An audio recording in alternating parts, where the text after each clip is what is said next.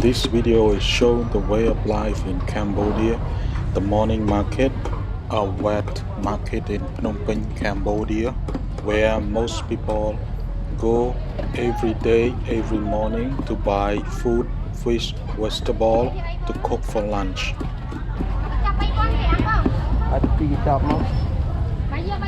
The average salary or income of people like cleaner, garment factory worker, security guard, motor taxi driver is from 150 US dollar a month to 500 US dollar a month. You cannot go to a big restaurant along the riverside. Usually people buy all kind of this food. They buy like a vegetable and a fish to make fish soup, or maybe some grilled fish or frog or something to cook for lunch.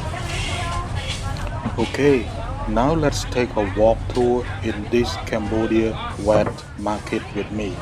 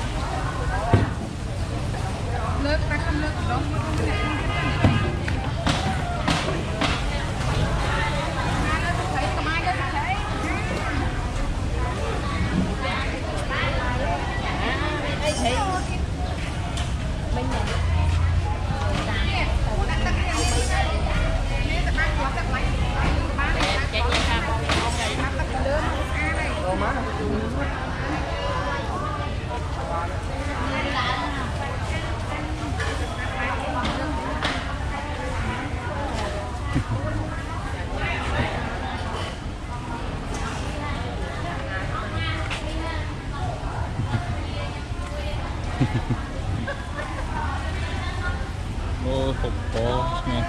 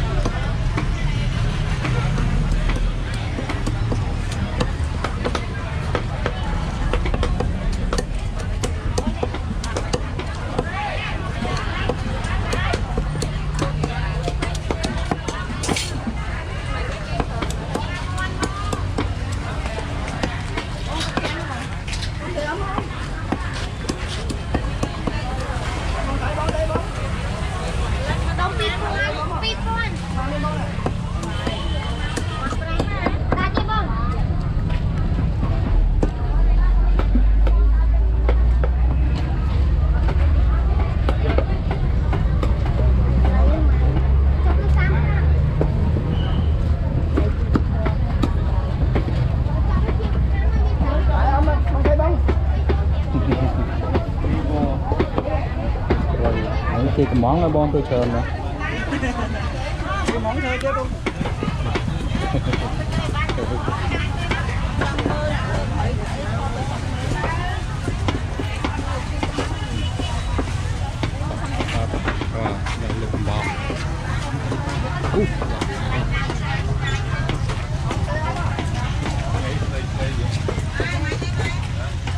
And this part of the market is canteen where people can come for breakfast. In front of me is dessert and drink. It's cheap. It starts from 1,000 real to 1,500 real. Aloe vera drink at this market is 1,500 real. We buy aloe vera drink at mall or supermarket. The price should start from $1 or 4,000 real up. 1,500 real at the market. Let me try it. It's good.